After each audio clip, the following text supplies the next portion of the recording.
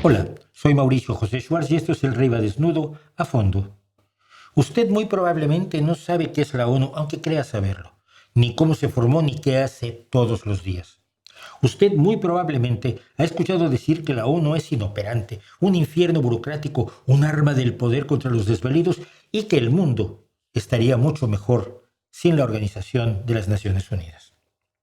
Usted incluso probablemente aplaudió cuando Donald Trump el 7 de enero de 2026 firmó una orden ejecutiva para retirar a los Estados Unidos de 66 organizaciones e instituciones y dejar de financiarlas porque era un desperdicio del dinero de los estadounidenses. Usted, sin saberlo, está militando contra el camino posible, democrático y colaborativo hacia un mañana mejor. ¿No lo cree? Acompáñeme.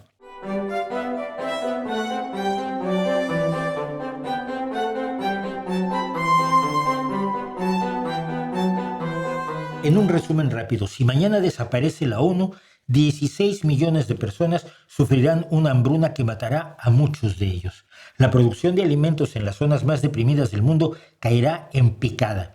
El riesgo de pandemias aumentaría exponencialmente. Otros muchos morirían o sufrirían por falta de vacunas y tratamiento médico preventivo.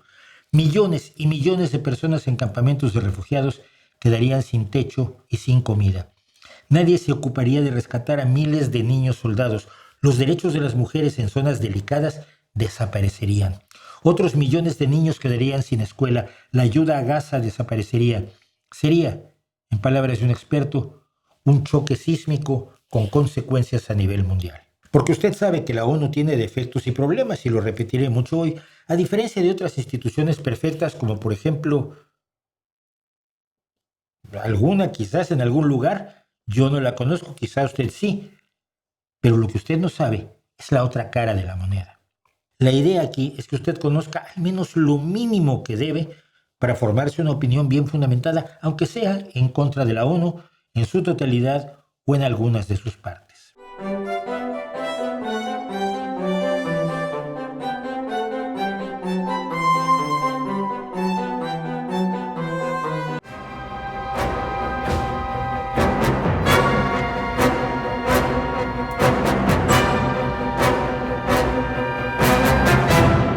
1945.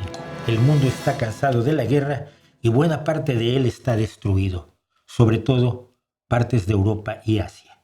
El 24 de octubre, los representantes de 51 países de todo el mundo firman la Carta de las Naciones Unidas, que entre otras cosas busca mantener la paz y la seguridad de los países, lo que implica la resolución pacífica de los diferendos entre estados, fomentar las relaciones amistosas y de cooperación de los países como iguales, coordinar los esfuerzos internacionales, defender las leyes internacionales, proteger los derechos humanos, fomentar el desarrollo, distribuir ayuda humanitaria y apoyar el desarrollo sostenible. Estos propósitos se sustentan en principios rectores como la igualdad soberana de las naciones, pequeñas o grandes, poderosas o débiles, la buena fe, la prohibición de la fuerza, el cumplimiento de los principios incluso por parte de países que no son miembros de la organización y la no intervención de la ONU en los asuntos internos de los estados, salvo si está en peligro la paz internacional y hay necesidad de protección humanitaria, para lo cual la ONU tiene capacidad militar, pero no propia, sino con personal de los Estados miembros. Poco a poco, otros países se fueron uniendo a la organización. Sus principios parecían mejores que la ley del más fuerte, que había sido la única válida en el mundo hasta entonces, durante toda la historia humana. Pero la ONU no sale de la nada, sino que fue el resultado de varios acontecimientos previos.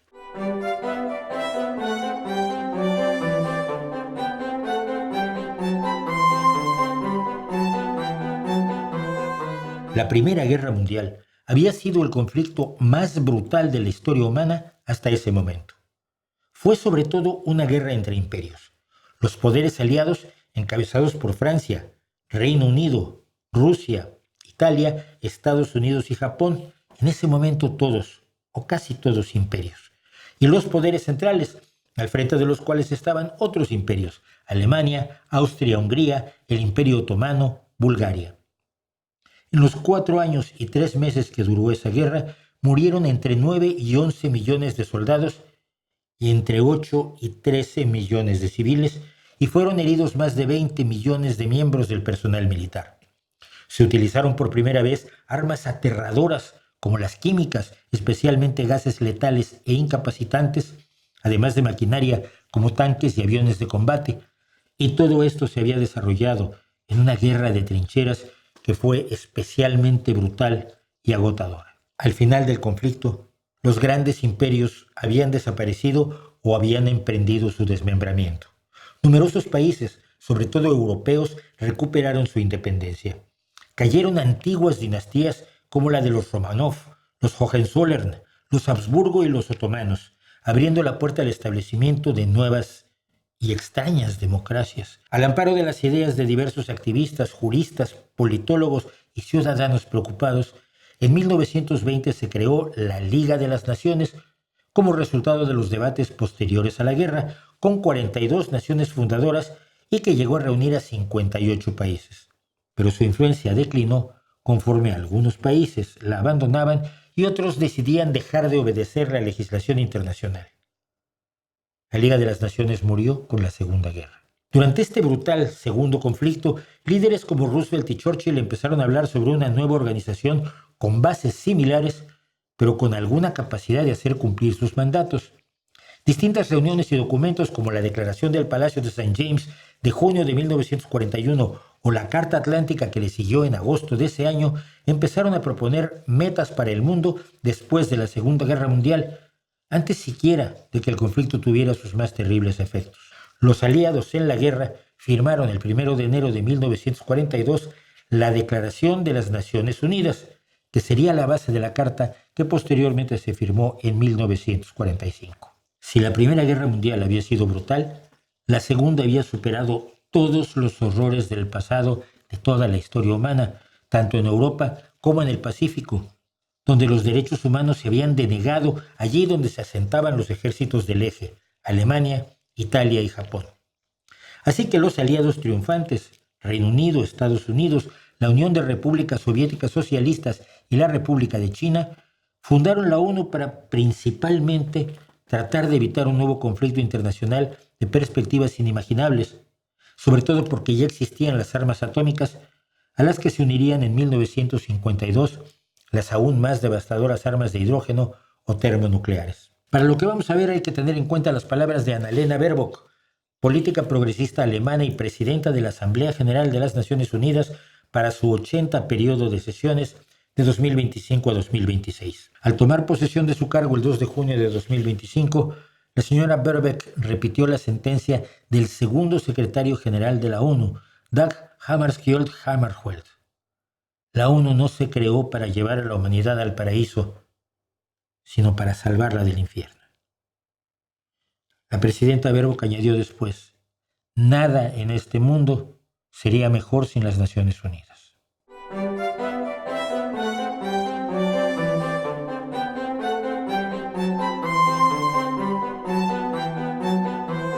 Es frecuente escuchar quejas como ¿por qué la ONU no hace nada por las mujeres en Irán? ¿O por qué la ONU permite que Israel destruya Gaza? ¿O incluso por qué la ONU no detiene a Donald Trump o Vladimir Putin o a cualquiera de los más de 40 dictadores que adornan nuestro mundo actualmente de manera lamentable?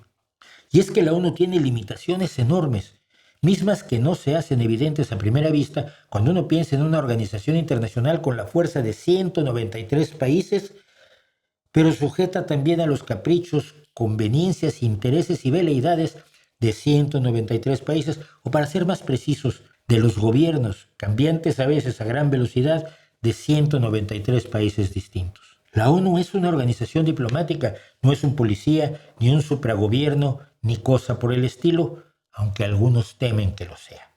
Cuando su carta implica el respeto a la soberanía de los estados, esto quiere decir que la ONU no puede intervenir en asuntos dentro de los países más que en casos muy concretos. Es decir, su accionar es entre países y muchas veces se rige por cuestiones de conveniencia de algunos o de otros, cosas que pueden ir incluso en contra de lo que a nosotros, ciudadanos de a pie con deudas y dolores misteriosos y preocupaciones a nivel de calle, nos puede parecer ética y moralmente inadmisible.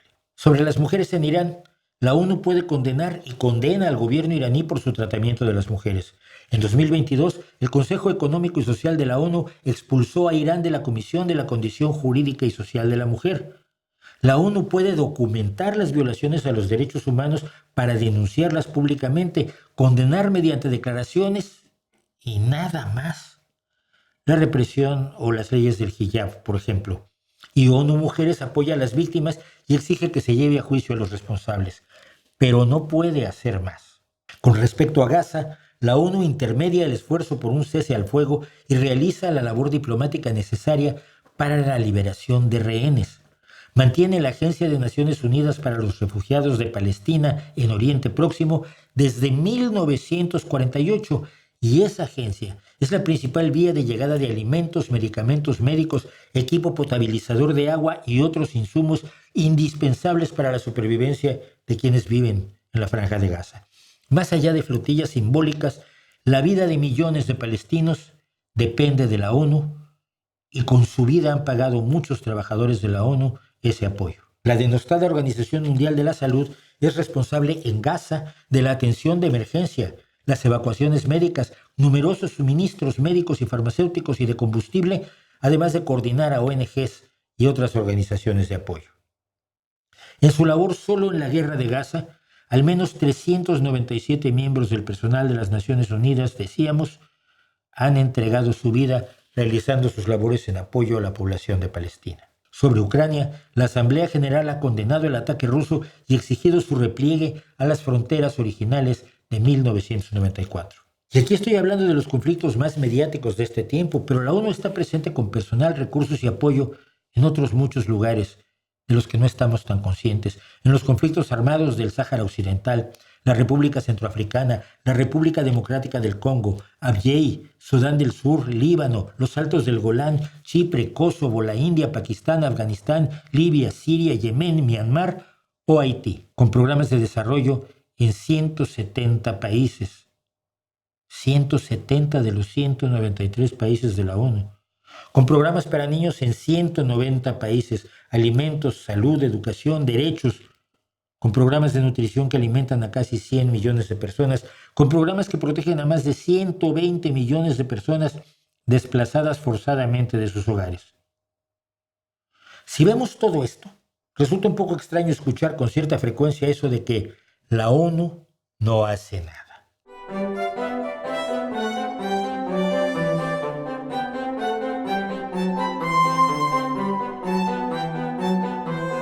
Si vemos las críticas y ataques, lo más curioso es que proceden de los extremos de la derecha y de la izquierda.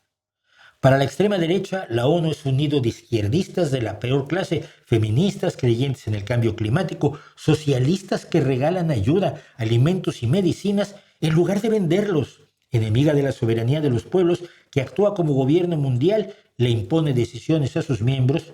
Esto es absolutamente ridículo y escandalosamente falso, y es parte del globalismo, esa conspiranoia de la que ya hemos hablado aquí ampliamente y que el fascismo ve como su gran enemigo. La ve como una organización enemiga de los países de la bella derecha, como los de Netanyahu, Donald Trump o Javier Milei. Para la extrema izquierda, la ONU es sierva de Netanyahu, Trump o Milei, una herramienta del imperialismo, del de los otros, no de los suyos, es decir, no de Putin, con fuertes tendencias neoliberales, criticable por no actuar como si fuera un gobierno mundial de izquierda, una policía internacional soviética o una herencia del colonialismo depredador que se rehúsa a aceptar tanto el marxismo como las políticas posmodernas de identidades, de relativismo moral y de dictaduras proletarias que con lo proletario tratan de suavizar el hecho de que son dictaduras. Y frente a todos estos enemigos, la ONU funciona.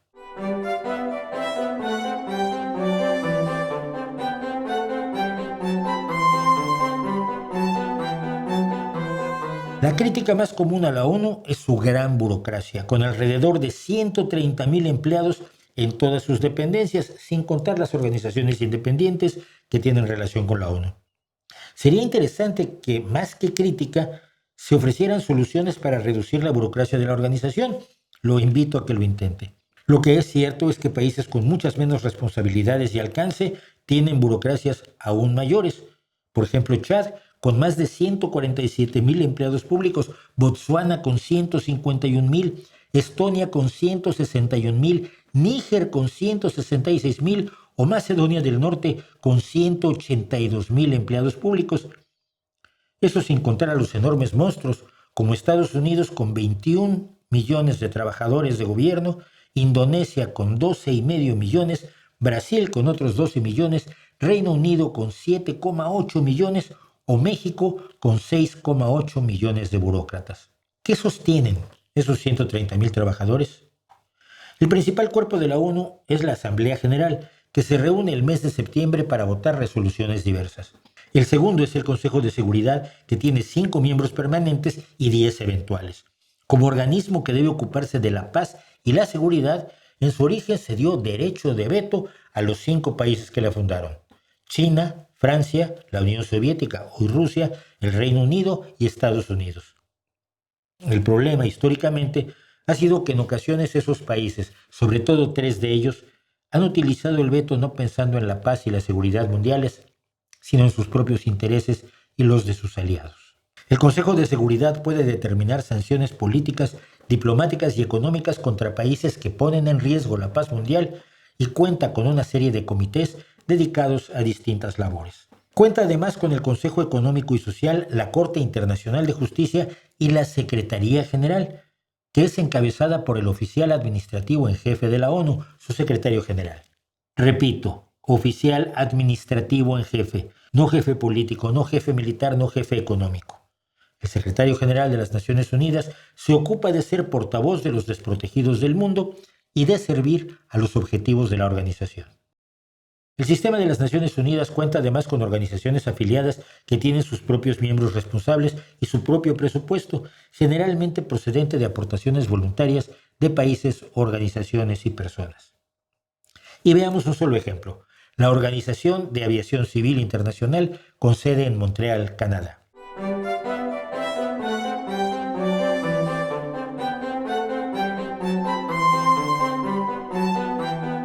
Por decirlo rápido, sin la Organización de Aviación Civil Internacional, la OACI, los viajes en avión serían un caos incesante y sería prácticamente imposible tener, como se tiene en el aire al mismo tiempo, a entre 12,000 y 16,000 aviones en todo el mundo, que es la media en cualquier momento dado. Aviones que despegan, aterrizan, cubren rutas largas y cortas, trasladan cada día a unos 2 millones de pasajeros en 100,000 vuelos, todos los días, sin parar. La OACI es el arquitecto mundial de la aviación civil. Desarrolla más de 12,000 de estándares técnicos que son el idioma universal de los cielos, rigiéndolo todo, desde la determinación de que un avión es capaz de volar hasta las operaciones de vuelo y el diseño de los aeropuertos. La OACI también establece el marco rector para integrar a los drones, la movilidad aérea avanzada y los sistemas de aviones controlados a nivel remoto para que actúen dentro del espacio aéreo mundial sin que haya conflictos. A través del Programa Universal de Auditoría de Vigilancia de Seguridad, la organización evalúa a los Estados miembros de la ONU para garantizar que se adhieran a los estándares de seguridad internacionales en sus operaciones de tierra. También define las directrices y protocolos oficiales para la investigación de los accidentes de aviación a los que se deben ajustar las autoridades de seguridad en el transporte en todo el planeta, incluso en los pocos países que no son miembros. Por si fuera poco, la OACI adopta los protocolos necesarios para evitar la interferencia ilegal en las operaciones aéreas y gestiona los procedimientos de facilitación del cruce de fronteras y la identificación de viajeros. Además, coordina los esfuerzos mundiales para reducir las emisiones dañinas al entorno de la aviación, desarrollando programas destinados a ayudar a que los Estados miembros logren emisiones netas de carbono cero para el año 2050. Y finalmente, ayuda a los países en desarrollo en el diseño de proyectos, la capacitación de profesionales de la aviación y la gestión de la cadena de suministros para una navegación y equipo de comunicación que se ajusten a los estándares internacionales. Cada vez que usted se sube a un avión, la ONU es quien más lo protege. Y usted no lo sabía.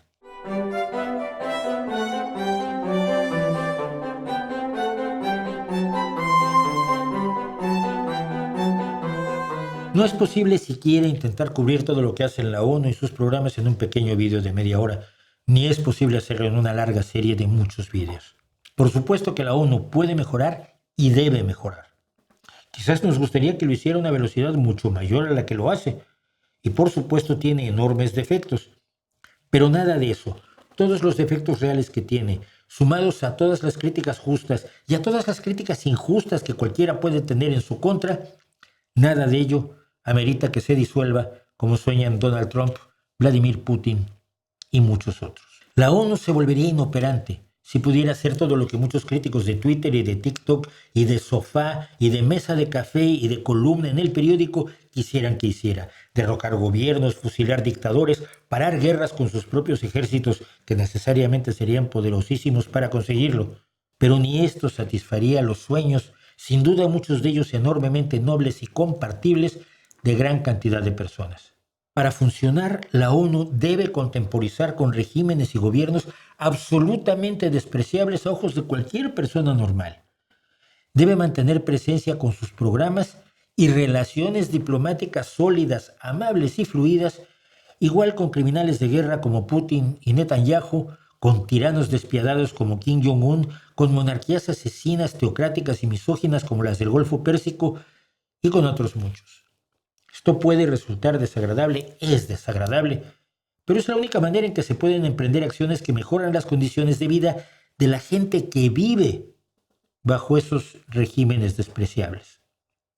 Decíamos al principio, solo el Programa de las Naciones Unidas para el Desarrollo está presente en más de 170 países con el objetivo de erradicar la pobreza, reducir las desigualdades y promover el desarrollo sostenible y la resiliencia. En muchos de esos países la pobreza se ve como algo natural o imposible de erradicar, mientras que las desigualdades son un requisito social muchas veces para el mantenimiento del poder económico, político y religioso, y por lo tanto ir allí a luchar por la igualdad debe hacerse con un tacto, con un cuidado, que no tenemos quienes simplemente criticamos y exigimos desde el sofá que la ONU derroque a los tiranos y erradique la pobreza con un decreto al estilo de Donald Trump. Cada una de estas organizaciones, programas, fondos y proyectos que dependen de la Organización de las Naciones Unidas o son parte de ella, son el resultado de un fatigoso trabajo diplomático para conseguir los votos necesarios en los distintos comités de la ONU y en la Asamblea General a fin de poderlos poner en marcha y hacerlos avanzar. Y eso significa salvar millones de vidas. Solo el Fondo de las Naciones Unidas para la Infancia, que entre otras cosas administra casi la mitad de las vacunas infantiles de todo el planeta, salva al menos a 3 millones de niños cada año.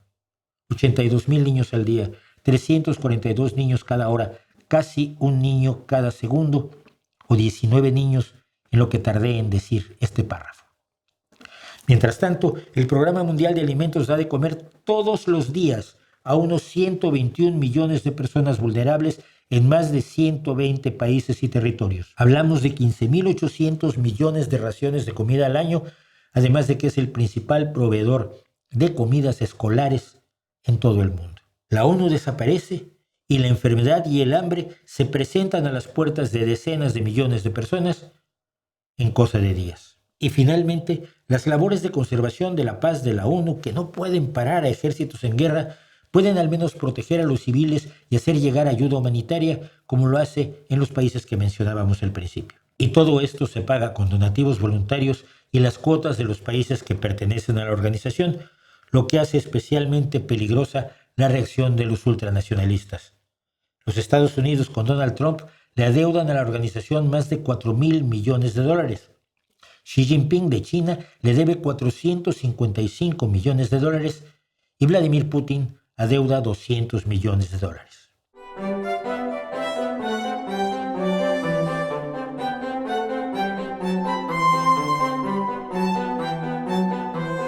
Mire usted, desde que empecé a hacer los vídeos sobre la Agenda 2030, me sorprendió enormemente descubrir que muchas personas no tienen la menor idea de lo que es la ONU, y eso incluye a muchas personas que están en puestos de relevancia en la economía, en la política, en la sociedad y en los medios. Muchos de los que se oponen a la ONU, sin embargo, saben perfectamente lo que hace la organización, saben perfectamente lo importante que es y lo que se perdería si desapareciera, pero simple y sencillamente les da igual porque anteponen sus intereses políticos al valor humanitario que subyace a la organización. Apenas he pasado muy por encima de algunas de las muchas cosas que se hacen en este mundo y que dependen de la ONU. Y mire, quizás porque ya estamos en una época en la que la Segunda Guerra Mundial parece tan lejana y al mismo tiempo las guerras de hoy nos resultan enormemente ajenas, enormemente desprovistas tanto de terrible sufrimiento como de algún tipo mínimo de heroísmo, que no nos damos cuenta de que uno de los diques de contención de las ansias bélicas de muchos en este planeta está en la Organización de las Naciones Unidas. No quiero ir más allá sobre lo que hace la ONU. Quiero invitarle a que averigüe lo que hace, a entrar en sus páginas web, en sus comunicaciones, en su historia y vea lo mucho que significa para millones de personas como usted y como yo, con la única diferencia de que no tienen el privilegio de contar con Internet, con ordenador o computadora, con un teléfono móvil, con un canal de YouTube o con la posibilidad de salir adelante por sí mismos, ya sea por las tiranías, por las guerras, por los desastres naturales, por lo que fuera. Y allí está la ONU haciendo cosas.